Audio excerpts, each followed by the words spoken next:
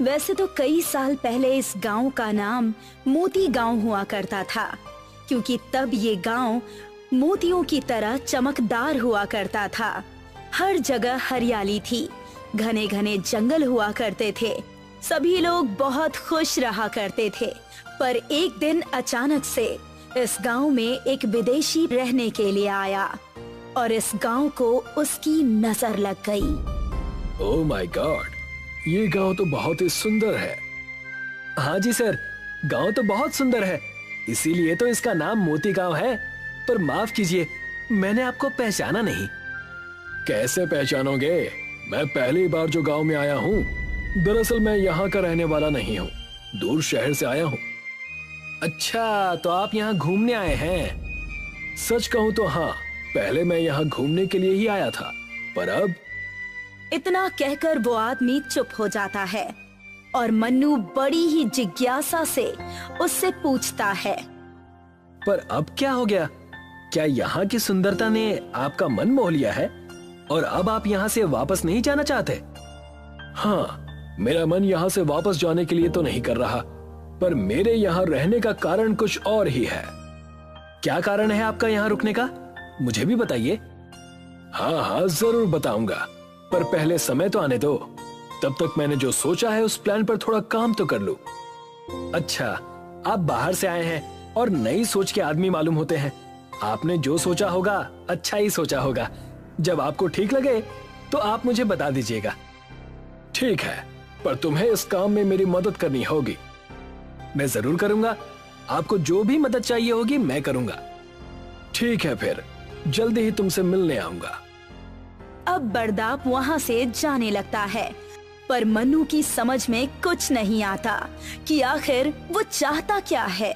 मन्नू भी वहाँ से चला जाता है। मैं जैसा सोच रहा हूँ, अगर मैं वैसा करने में कामयाब हो गया तो इतने पैसे कमा सकता हूँ कि जितना मैं शहर में रहकर भी नहीं कमा सकता। बस ये गांव वाले जल्दी से मेरी बात मान जाएं, और अगर इन्होंने मेरी बात नहीं मानी तो मेरा पूरा प्लान चौपट हो जाएगा।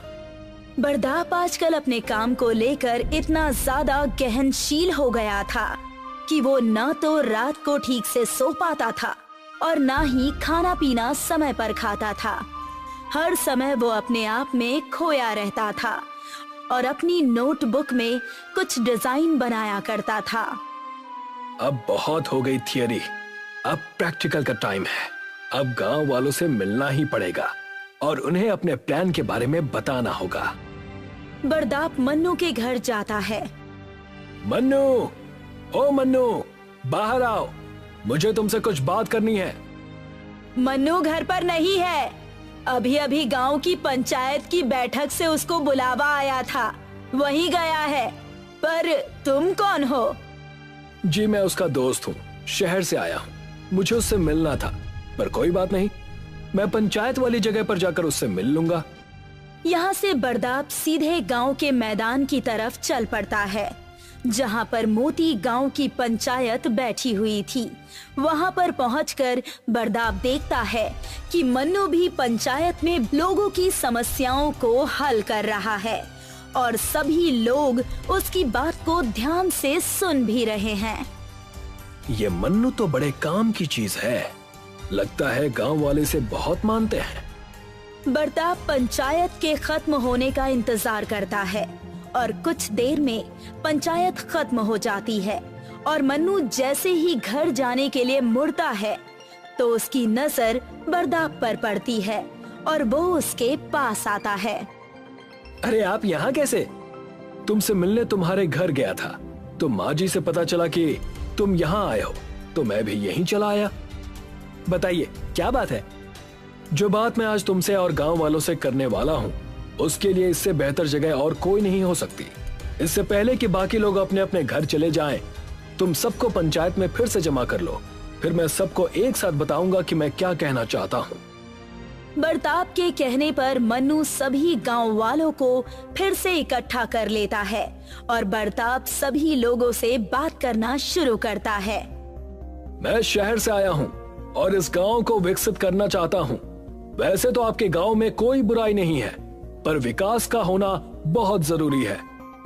बरताप सभी गांव के लोगों को बड़े बड़े सपने दिखाता है और उसकी बात को मन्नू भी सपोर्ट करता है क्योंकि वो भी थोड़ा पढ़ा लिखा है और मन्नू के कहने पर सभी गांव वाले ना चाहते हुए भी बरताप की बातों पर हामी भर देते हैं। देखो, वैसे तो विकास होने से गांव का भला ही होगा, पर हम सबको इस बात का डर है कि इससे कहीं गांव पूरा का पूरा शहर ही ना बन जाए। आप लोग इसकी चिंता मत कीजिए, जो भी होगा अच्छा ही होगा। अब बरताप मन्नू की मदद से गांव के विकास की प्रक्रिया को शुरू कर देता है और देखते ही देखते सारा गांव बदलने लगता है। चारों तरफ नई नई मशीनें लगाई जाती हैं, जंगलों का कटना शुरू होता है। मन्नू, तुम्हारे कहने पर हम सबने विकास के लिए हाँ तो कह दिया, पर तुम भी देख रहे हो कि पेड़ों को किस तरह से काटा जा रहा है और यही हाल रहा तो जल्दी ही हमारा जंगल सीमेंट से भर जाएगा। हम लोग कोशिश कर रहे हैं कि पेड़ कम काटे जाएं, पर पेड़ काटना भी तो जरूरी है, उसके बिना कैसे काम चलेगा। बरताप को तो सिर्फ अपने फायदे से मतलब था। गांव के वातावरण पर जो बुरा प्रभाव पड़ रहा था उससे उसको कोई फर्क नहीं पड़ रहा था और देखते ही देखते गांव के सारे जंगल खत्म हो गए और पूरा गांव सीमेंट का बन गया, जिससे शुद्ध हवा की कमी होने से गांव वालों को कई तरह की बीमारियां होने लगी। मन्नू, तुम्हारी बातों में आकर हम सब ने अपने गांव का विनाश कर लिया। आज सभी लोगों की हालत बहुत खराब है, अब मुझे ही कुछ करना पड़ेगा। मुखिया गांव की समस्या को लेकर एक तांत्रिक महिला के पास जाता है और वो तांत्रिक मुखिया को इस समस्या का समाधान देती है। तुम लोगों ने पहले खुद कुल्हाड़ी बनाई और उस पर धार लगाकर खुद ही उस पर पैर मार दिया। अब तो तुम्हें भगवान भी इस मुश्किल से नहीं बचा सकते। हाँ, हम लोगों को अपनी गलती का एहसास है, पर अब हम उसको सुधारना चाहते हैं। आप कृपा करके हमें कोई उपाय बताइए। हम सभी गांव वाले आजीवन आपके एहसानमंद रहेंगे। गलती नहीं, गुनाह किया है तुम लोगों ने, पर मैं तुम सभी की मदद जरूर करूंगी, क्योंकि एक बार बहुत प्यासी होने पर तुम्हारे गांव में ही किसी ने मुझे वहां के कुएं का पानी पिलाया था और तभी से मैं उस गांव की कर्जदार हूँ। वो तांत्रिक महिला मुखिया को एक ताबीज में मिट्टी बांध कर देती है। ये ताबीज मुझे मेरे गुरु ने दिया था। इसमें मैंने देवी माँ के चरणों की मिट्टी को मंत्रों का जाप करके बांध दिया है। तुम इस ताबीज को अपने गांव के जंगल में बो देना। मैं कुछ समझा नहीं, इसमें तो आपने मिट्टी भरी है ना? आपके कहने का मतलब है कि अगर मैं इसे बोऊंगा तो इससे मिट्टी के पेड़ उगेंगे और उससे मिट्टी पैदा होगी? हाँ, इसीलिए तो मैंने तुमको ये मिट्टी भरा ताबीज दिया है। पर हम मिट्टी उगाकर क्या करेंगे? हमें तो अपने गांव को फिर से हरा भरा करना है, मिट्टी उगाकर काला नहीं करना। अच्छा, तो तुम सीधा पकवान खाना चाहते हो और मेहनत नहीं करना चाहते। भूल गए कि तुम्हारे गांव की क्या हालत हो गई है? गांव के जंगलों में मिट्टी का एक कण भी ठीक से नहीं बचा हुआ है, इसीलिए पहले तुम्हें अपने जंगलों को मिट्टी से भरना होगा। और एक बार हमारे जंगलों में पर्याप्त मिट्टी हो जाएगी तो हम लोग फिर से उस मिट्टी में पेड़ पौधे बो सकते हैं। हाँ, वैसे तुम इतने बड़े मूर्ख नहीं हो जितना कि मैं तुम्हें समझ बैठी थी, पर एक बात का ध्यान रखना, जब तक जंगल की धरती में खूब मिट्टी जमा ना हो जाए पेड़ पौधे मत उगाना, नहीं तो वो जल्दी ही सूख जाएंगे। मैं समझ गया। वैसे भी हमने अपने जंगलों की मिट्टी को सीमेंट से बदलकर पहले ही बहुत बड़ी गलती कर दी है, अब हम और कोई गलती नहीं दोहराएंगे। और वहाँ से देवी माँ का आशीर्वाद लेकर अपने गांव के लिए निकल जाता है और गांव पहुंचकर वो वहाँ के जंगल में मिट्टी भरा वो ताबीज गाड़ देता है। अब ये आप क्या कर रहे हैं मुखिया जी? अपनी और तुम सबकी गलती को सुधारने की कोशिश कर रहा हूँ, ये जादुई मिट्टी से भरा हुआ ताबीज बोकर। और जैसे ही मुखिया उसमें पानी डालता जाता है वहाँ से मिट्टी का पेड़ निकलना शुरू हो जाता है। आप ये क्या कर रहे हैं? मिट्टी के पेड़ बो रहे हैं? हमें तो फल और सब्जियां बोनी चाहिए। बिना मिट्टी के फल सब्जियां क्या इस सीमेंट में बोओगे? पहले हम मिट्टी बोएंगे और उसके बाद फल सब्जियां, समझे? जी हाँ, समझ गया। अब चुपचाप कुएं से पानी लाकर इसमें डालो और मुंह कम चलाओ। तुम्हारी ही वजह से गांव की ये हालत हुई है। अगर तुम उस दिन उस परदेसी का समर्थन नहीं करते तो आज ये दिन नहीं देखना पड़ता। मुझे माफ कर दीजिए मुखिया जी, आज के बाद मैं ऐसी कोई गलती नहीं करूंगा। करोगे भी तब ना जब हम करने देंगे। तुम लोग थोड़ी पढ़ाई लिखाई क्या कर लेते हो, खुद को ही भगवान समझ लेते हो और भगवान की बनाई हुई इस दुनिया को अपने हिसाब से बनाने की कोशिश करने लगते हो। मुखिया जी का बढ़ता हुआ गुस्सा देखकर मन्नू चुपचाप वहाँ से चला जाता है और गांव के कुएं से पानी भरकर इस जादुई मिट्टी के पेड़ में डालने लगता है। जैसे जैसे उस पेड़ में पानी गिरता जाता है वैसे वैसे वो पेड़ बड़ा होता जाता है। गलती हम सब से हुई है, इसीलिए हम सब इसे मिलकर झेलेंगे। वो मिट्टी का पेड़ बढ़ता जाता है और उससे मिट्टी के फल और बीज बनते हैं। साथ ही उस पर पत्ते भी मिट्टी के ही लगते हैं। भला हो उस तांत्रिक का जिसने हमारे गांव को बचाने में मदद की है, नहीं तो हम लोगों को ये गांव छोड़कर कहीं और जाना पड़ता। अब गांव के जंगल में पर्याप्त मिट्टी जमा हो जाती है। अब हमें पेड़ पौधे लगाने चाहिए क्योंकि बरसात भी शुरू होने वाली है। सभी लोग अब उस जादुई मिट्टी के जंगल में फलों और सब्जियों के बीज बोते हैं और देखते ही देखते सभी बीज उगकर पेड़ पौधों में बदल जाते हैं। हमको तो फल और सब्जियों के साथ साथ घास और बाकी छायादार पेड़ भी उगाने चाहिए क्योंकि बहुत समय से हमारे जानवरों ने हरा चारा भी नहीं खाया है। वो बेचारे बहुत दुबले पतले हो गए हैं। हाँ हाँ, क्यों नहीं। हमें अपने साथ साथ अपने जानवरों का भी ध्यान रखना चाहिए। वैसे भी हमारी गलतियों की सजा वो बेचारे बेजुबान जानवर क्यों भुगते? इस जादुई मिट्टी के जंगल में हरी घास वाले पौधे भी बहुत जल्दी बढ़ जाते हैं। ये देखकर सभी गांव वाले खुश हो जाते हैं क्योंकि वही चहक फिर से होने लगती है जो कि आज से कुछ साल पहले तक इस जंगल में हुआ करती थी। और अब सभी लोग अपने अपने घरों की तरफ चल देते हैं और जंगल में लगाए हुए पेड़ों से फिर से गांव हरा भरा हो जाता है। साथ ही उस जादुई मिट्टी के पेड़ से अब लोग मिट्टी लेकर अपने अपने बगीचों में डालते हैं ताकि उनके बगीचों में भी खूब सब्जियां उगे।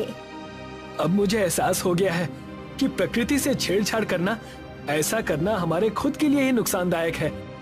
हाँ, और यही बात हम अपने बच्चों को भी सिखाएंगे कि पढ़ना लिखना अच्छी बात है और उस पढ़ाई का प्रयोग प्रकृति के विकास के लिए करना चाहिए, ना कि उसके विनाश के लिए। मोती गांव फिर से एक मोती की तरह चमकने लगता है और सभी लोग सुखी सुखी अपना जीवन बिताने लगते हैं। ये कहानी उस समय की है जब सतना गांव में एक महान पंडित रहा करते थे जिनका नाम था बद्री नारायण। गांव के सबसे बड़े जानकार और समझदार इंसान वही थे। वैसे तो दिन भर वो एक बड़े बरगद के पेड़ के नीचे तपस्या करते रहते और सांझ होते ही अपने घर चले जाते। वो तपस्या में इतने लीन होते कि उन्हें कुछ आगे पीछे का दिखाई भी नहीं देता। लोगों का मानना था कि वो एक मायावी पंडित हैं। गांव पिछड़ा और पुराने ख्यालातों का होने की वजह से गांव में बिजली भी नहीं थी। लोग हमेशा छोटी छोटी चीजों से परेशान रहते। वो देखो, बद्री नारायण पंडित जा रहे हैं। सुना है इनके गांव में अब बिजली नहीं है। बिजली की कटौती और पानी की समस्या इतनी ज्यादा है कि गांव में अनाज भी नहीं है। तो इनका गुजारा कैसे होता है? उसके पीछे क्या वजह है? और लोग फिर भी उस गांव की एकता को तोड़ क्यों नहीं पाते? अरे अंग्रेज नहीं तोड़ पाए तो हम किस खेत की मूली हैं? बद्री नारायण उनकी बातों को अनदेखा करके बिजली विभाग के कर्मचारियों के पास पहुँचे। मैंने आप सबसे कितनी बार कहा है कि हमारे गांव में बिजली की समस्या का समाधान करिए। बच्चे पढ़ नहीं पाते, बुजुर्गों को रात को दिखाई नहीं देता, और आप है कि हाथ पर हाथ रखे बैठे हुए हैं। हमने आपके गांव की अर्जी हमारे सारे बड़े कर्मचारी और बड़े साहब को भेज दी, लेकिन उनकी तरफ से कोई जवाब नहीं आया है। ये हम कई सदियों से सुनते आ रहे हैं, और अगर ऐसा है तो आप एक काम करिए, आप कुछ मत करिए, हम अपना प्रबंध खुद कर लेंगे। इतना कहकर बद्री नारायण पंडित वहाँ से चले गए। बड़े साहब, आपको पता है ये पंडित बहुत बड़ा मायावी पंडित है, जो कह देता है वो बातें हो जाती हैं। मैं जानता हूँ, लेकिन मैं क्या कर सकता हूँ? इनके बारे में मैंने भी बड़ी कहानियां सुनी हैं, और सारी की सारी सच। बद्री नारायण अपने गांव में जाकर सारी समस्या उनसे बताता है। उनकी बातें सुनकर सारे गांव वाले निराश हो गए। तो अब हम क्या करेंगे? इस बिजली की तकलीफ की वजह से गांव को बहुत नुकसान हो चुका है। अब मैंने सोच लिया है कि हमें किसी की मदद नहीं चाहिए। जो कुछ करना है वो हमें ही करना है, और ये सिर्फ मैं करके दिखाऊंगा। मुझसे गांव का दुख अब और नहीं देखा जाता। सारे गांव वाले अपने अपने घर जाकर सो जाते हैं, लेकिन उस रात बद्री नारायण पंडित को बिल्कुल भी नींद नहीं आती, और वो अपनी तपस्या वाली जगह पर जाकर वहाँ बैठ गए। हे वृक्ष देवता, मैंने और मेरे गांव वालों ने ऐसा कौन सा पाप किया है जो हमें इतना दुख भोगना पड़ रहा है? मैं आपकी इतनी पूजा अर्चना करता हूँ, हर जगह आपके गुणगान गाता हूँ, फिर भी इतने दुख दे रहे हो। ये तो सरासर अन्याय है। बद्री नारायण पंडित अपनी व्यथा उस बरगद के पेड़ के पास रखकर रो ही रहे थे कि वहाँ पर वृक्ष देवता प्रकट हो गए। वृक्ष देवता को देखकर पंडित बद्री नारायण बहुत खुश हुए। प्रभु, कहीं मैं सपना तो नहीं देख रहा? मेरा जीवन सफल हो गया प्रभु, मैं धन्य हो गया। उठो राजन, ये सब तुम्हारे किए हुए अच्छे गुणों और स्वभाव का नतीजा है। तुम्हारी घोर तपस्या और निरंतर प्यार की वजह से मुझे आना ही पड़ा। अब आप आ ही गए हैं तो हमारे दुख मिटा दीजिए। हमारा गांव बिजली की समस्या की वजह से बहुत परेशान है। अब मैं आ गया हूँ ना, तो तुम उसकी चिंता मत करो। इस बरगद के पेड़ को मैं बिजली का पेड़ बना दूंगा, जिससे तुम्हारे और नगर वासियों की हर एक समस्या खत्म हो जाएगी। जैसे ही वृक्ष देवता ने ये बात कही, पूरे पेड़ पर बिजली आ गई, और देखते ही देखते पूरे गांव में उजाला हो गया। सारे गांव वाले वहां पहुंच जाते हैं और वृक्ष देवता को प्रणाम करते हैं। हम धन्य हो गए कि आप हमारे गांव को अंधकार से बचाने के लिए आ गए। बस याद रहे, मेरे इस वरदान का कोई गलत उपयोग ना करे, वरना उसे पाप लगेगा। जब भी कोई मानव इस बिजली के पेड़ का गलत उपयोग करेगा, उसे तुरंत ही सजा भुगतनी पड़ेगी। सारे गांव वाले बिजली के पेड़ और बद्री नारायण पंडित के इस उपकार को देखकर बहुत खुश हो गए, लेकिन वरुण इस बात से बेहद दुखी और संकोच में पड़ जाता है। वैसे पंडित जी ने बड़ा उपकार किया गांव वालों पर, वरना अंधेरे का साया हमारे गांव से जा ही नहीं रहा था। अब हमारे बच्चे अच्छी तरह से पढ़ लिख कर बड़े आदमी बनेंगे। मेरे मन में एक ख्याल आया है और मेरे पास एक तरकीब भी है। आपका चेहरा देखकर पता चल रहा है कि जरूर आप किसी गलत चीज के बारे में सोच रहे हैं। रात के समय ही घर से उठकर वरुण उस बिजली के पेड़ के पास चला जाता है। ये रहा मेरा खजाना। इस पेड़ ने पूरे गांव को बिजली तो दी ही है, अब मैं इसकी डाल को काटकर शहर ले जाकर बेचूंगा। बरगद के इतने सारे डाल हैं, एक आध कम भी हो जाए तो किसे फर्क पड़ेगा। और वैसे भी वृक्ष देवता ने हमारे गांव के भले के लिए ही तो ये बिजली का पेड़ दिया है। वरुण उस पेड़ की एक डाल को लेकर शहर चला जाता है। ये खरीदोगे भाई साहब? ये क्या चीज लाए हो? ये बिजली की डाल है, इसे छूने से करंट नहीं लगता और ये बिना चार्ज के सदियों तक जलते रहेगा। तुम्हें खरीदना है तो बताओ, वरना मैं किसी और दुकान पर जाता हूँ। अगर ऐसी बात है तो बताओ कि ये बिजली की डाल कितने में बेचोगे? ये बहुत महंगी है और शहर में इसकी जरूरत पड़ सकती है। इस एक डाल से बिजली का बिल बच जाएगा और कोई खर्चा भी नहीं होगा। इसकी कीमत है 20,000 रुपए। ठीक है, सौदा मंजूर है, लेकिन इसे तुम और कहीं नहीं बेचोगे। वरुण ने उस दुकानदार को बिजली की एक डाल बेच दी और वो गांव वापस आकर बिजली के पेड़ पर से बहुत सारी डालियां तोड़ने लगा और उसे बेचने लगा। आपके पास इतने पैसे कहाँ से आ रहे हैं? कहीं आप बिजली के पेड़ का कोई गलत उपयोग तो नहीं कर रहे हैं ना? तुम थोड़ा धीरज नहीं रख सकते क्या? ये चीज मैं अपने और हमारे परिवार के भविष्य के लिए ही तो कर रहा हूँ। जैसी आपकी मर्जी। वरुण की पत्नी को वरुण पर शक हो जाता है और वो अपने पति की रक्षा करने के लिए बद्रीनाथ पंडित के पास चली जाती है। पंडित जी, मैं आपसे कुछ जरूरी बात करने आई हूँ। मुझे ऐसा लगता है कि ये बिजली के पेड़ का कोई दुरुपयोग कर रहे हैं। वृक्ष देवता की बात का उल्लंघन करने की सजा वरुण को जरूर मिलेगी। बद्री नारायण और वरुण की पत्नी पूरे गांव वालों को बुलाकर उस बिजली के पेड़ के पास चले जाते हैं। बिजली के पेड़ के कई सारे डाल टूटे हुए देखकर सब चौंक जाते हैं। ये कैसे हो सकता है? बिजली के पेड़ पर डाल कैसे कम हो गया? ये असंभव है। मुझे तो सब बराबर ही लग रहा है। ये अभी पता चल जाएगा। बद्री नारायण ने अपने झोले से शंख निकालकर बजाया और तुरंत ही वहाँ पर वृक्ष देवता प्रकट हो गए। ये पुण्य और किसी ने नहीं बल्कि वरुण ने किया है। पुण्य या पाप भगवान? वरुण ने पाप किया है। जैसा दिखता है वैसा होता नहीं वत्स। वरुण इस बिजली के डाल को बेचकर जो भी पैसा कमाता था उससे आश्रम और अनाथ बच्चों को अच्छी शिक्षा और अच्छे कपड़े लाकर दिया करता था। इसी वजह से मैंने वरुण को इस नेकी के कार्य में नहीं रोका। मुझे क्षमा करना महाराज, मैंने इस कार्य को सबसे छुपाया क्योंकि मैं जानता था मुझे कोई समझ नहीं पाएगा। माफी तो हमें तुमसे मांगनी चाहिए। हमारे मन के कपट की वजह से तुम परेशान हो गए। वरुण के इस अच्छे बर्ताव के कारण सबने वरुण की खूब तारीफें की। बद्री नारायण और वरुण का परिवार सुखी सुखी सतना गांव में रहने लगा।